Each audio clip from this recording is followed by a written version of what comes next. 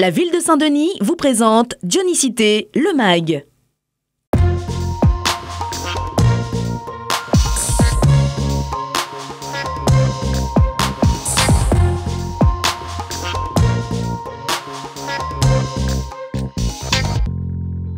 Saint-Denis, territoire d'environ 150 000 habitants, devenu chef-lieu de l'île en 1738, une ville où diversité culturelle et patrimoine architectural témoignent d'un riche passé historique. Une richesse considérée par la nouvelle équipe municipale en 2008 qui décide d'instaurer une politique patrimoniale. 2008 à 2018, 10 ans de préservation du patrimoine que Dionysité MAG vous propose aujourd'hui de retracer en images.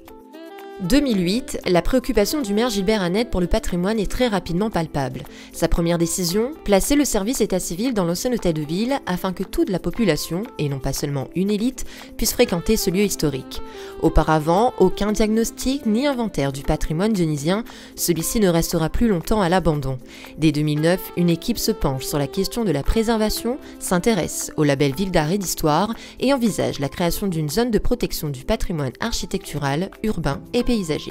Le patrimoine était dans un état un peu abandonné puisqu'il n'y avait pas de politique patrimoniale, il n'y avait pas de projet pour mettre en œuvre soit des restaurations, soit des conservations, soit des développements. Et nous nous sommes attachés dès 2009, sous la volonté de monsieur le maire et de son conseil municipal, de mettre en place un label Ville d'art et d'histoire et de travailler dans ce sens-là, c'est-à-dire faire en sorte que de se donner des outils pour pouvoir arriver à conserver ce patrimoine, à le faire vivre, tout en permettant aux jeunes de vivre, non pas dans un musée, mais dans une ville du XXIe siècle. De 2009 à 2010, de fortes décisions sont prises et d'importants travaux de restauration engagés.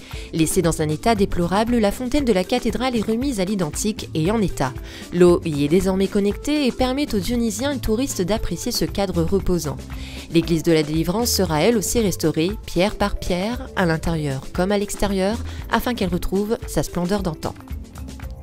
Parallèlement, une exposition permanente de l'histoire des mers vient habiller les coursives de l'ancien hôtel de ville. En 2011, la ville obtient le label Ville d'art et d'histoire, l'aboutissement de l'engagement d'une ville attachée à son patrimoine.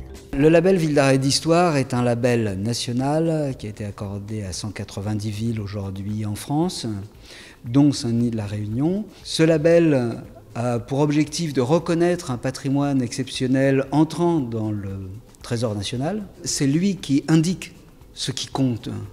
Et identifier, c'est protéger.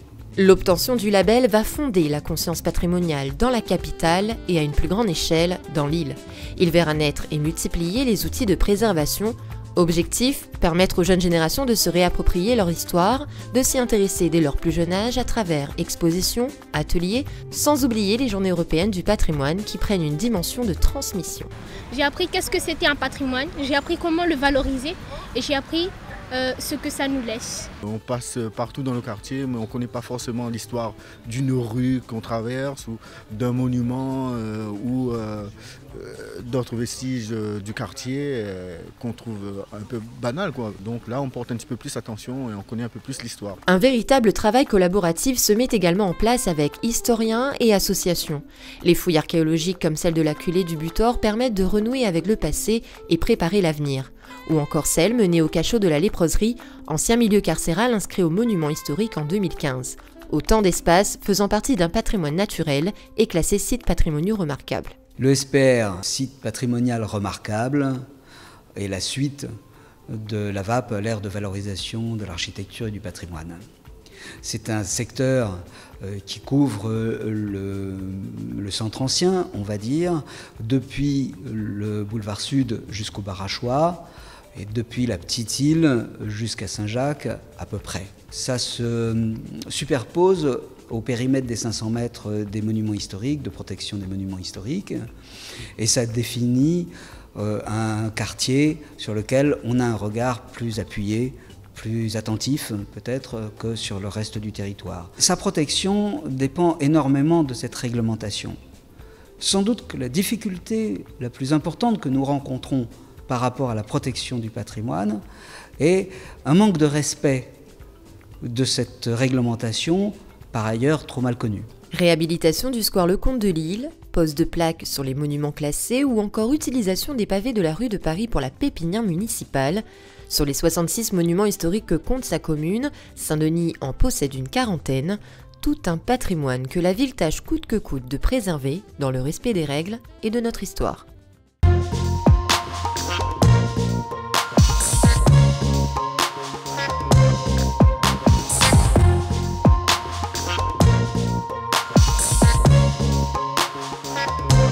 La ville de Saint-Denis vous a présenté Dionicité le Mag.